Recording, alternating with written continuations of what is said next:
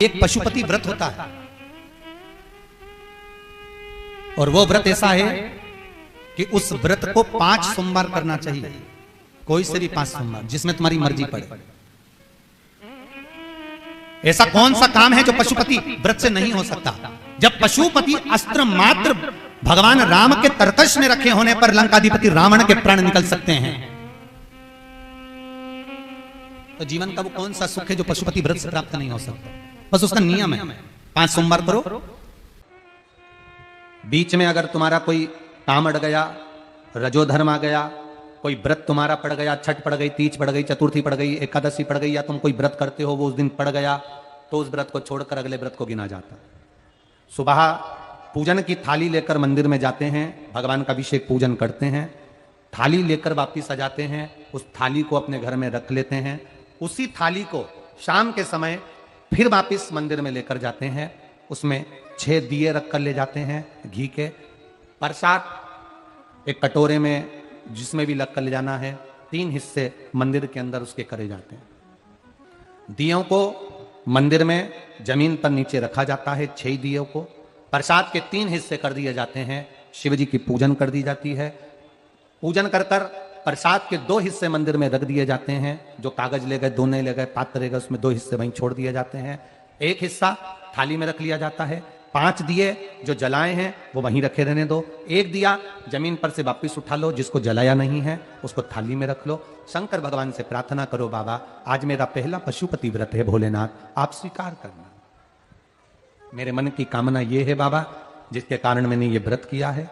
व्रत का बोलकर, दिया लेकर, प्रसाद का 1 हिस्सा लेकर, थाली लेकर वापिस अपने घर पर आओ।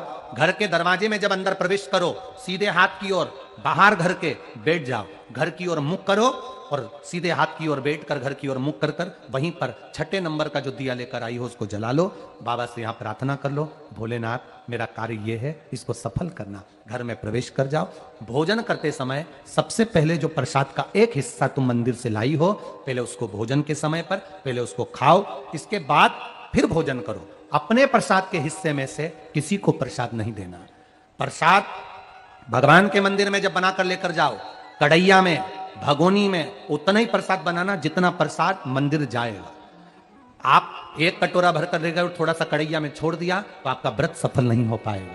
प्रसाद उतना ही बनाना, अगर ज्यादा बना है तो ज्यादा ले जाना पड़ेगा, कम बना है कम ले जाना पड़ेगा। प्रसाद कढ़ैया में, पात्र में छूटना नहीं चाहिए। जो शंकर जी के लिए बनाया है तुमने उतना की उतना पूरा लेकर जाना पड़ेगा। ये नहीं कि मैं बच्चों के लिए थोड़ा बना के छोड़ जाऊं, बच्चों के लिए थोड़ा घर वालों के लिए बनाकर छोड़ जाऊं, ना, जितना बनाया सारा लेकर जाना पड़ेगा।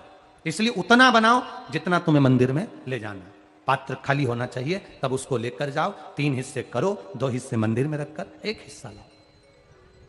4 व्रत पूरे हो जाएं, 5वां व्रत रहे, बाबा से विनती करते हुए 108 चावल के दाने, मूंग के दाने या फूल या पंखड़ी या बेलपत्र आदि जो भी आप बाबा को 108 चढ़ाना चाहें वो ले जाओ। 1 श्रीफल, कुछ भेंट साथ में लेकर जाओ। भगवान को नमन कर कर भाव के साथ में ध्यान देना। जो 108 सामग्री ले गए हो वो भगवान को समर्पित करो। नारियल और भेंट 11 रुपए, 21 रुपए, 51 रुपए जो भी तुम लेकर गए हो, वो जो जलाधारी है, जलाधारी का मतलब होता है ये जहां पर शिव जी का शिवलिंग रखा है, ये जलाधारी, ये जल, नारियल भेंट इस जलाधारी पर कभी नहीं रखना चाहिए। जो नारियल भेंट जलाधारी पर रखते हैं उनकी भी कामना पूर्ण नहीं होती। ये नारियल भेंट या जो भी फल है, फ्रूट्स है, कोई जलाधारी पर नहीं, जमीन पर रखो। पर इस जलाधारी पर जहां भगवान शंकर का शिवलिंग रखा है, गोल जला देते हैं, जलाकर दीप रख देते हैं। 6ठा 5वां व्रत भी ऐसे ही करो और बाबा से विनय करो, पशुपतिनाथ से विनती करो। पशुपति व्रत एक ऐसे व्रत हैं जो नारी, पुरुष, बच्चा, बूढ़ा जो करता है उसकी मनोकामना भोलेनाथ पूर्ण जरूर करते हैं, ये निश्चित है। अगर पति पत्नी दोनों व्रत कर रहे हैं, कभी कभी किसी का व्यापार नहीं चलता या नौकरी नहीं लगती या किसी कार्य के कारणवश, तो पति पत्नी दोनों व्रत करते हैं, एक साथ करते हैं, उन दोनों की थाली अलग जाएगी, दोनों का प्रसाद अलग जाएगा, दोनों के दिए अलग जाएंगे और दोनों अपने अपने प्रसाद को अलग से पाएंगे, एक थाली लगकर नहीं जाएगी। मां और बेटा कर रहे हैं तो भी थाली 2 ही जाएगी, बेटी और मां कर रही है तो भी थाली 2 ही जाएगी।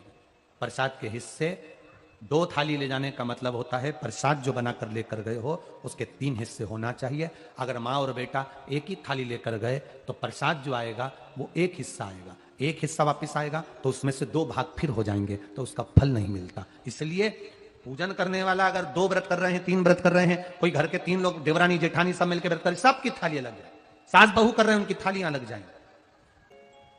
जिस मंदिर में पहला व्रत करोगे उसी मंदिर में 5 व्रत करना है। मायके चले गए हो, सोमवार का दिन पड़ गया, तुम्हारा व्रत था, उस व्रत को मानना नहीं जाएगा। मायके गए हो तो मायके में आराम से खाओ पियो मौज करो, अपनी जिंदगी आनंद में जियो। वापिस जब आओ फिर वापिस व्रत करो, पर गिनती 5 ही रहेगी, 5 से ज्यादा। हाँ, कभी कभी फाइल अगर ज्यादा मोटी होती है तो इसको दबाने में समय लगता है। कभी कभी 3 महीना इंतजार करा, व्रत करा और पूर्ण नहीं हुआ, समझ लेना कुछ ना कुछ बाबा को बुलाने में कमी रह गई होगी, कहीं अहंकार आ गया होगा, प्रसाद बनाते समय कुछ भूल हो गई होगी, दिया मंदिर में भूली आई होंगी, या कुछ कारण हो गया होगा, कुछ ना कुछ हुआ है। देश विदेश में रहने वाले प्रत्येक सनातनी भाई बहन इस व्रत को करते हैं और मनवांछित फल मेरा भोलेनाथ पशुपतिनाथ प्रदान करता ही करता है।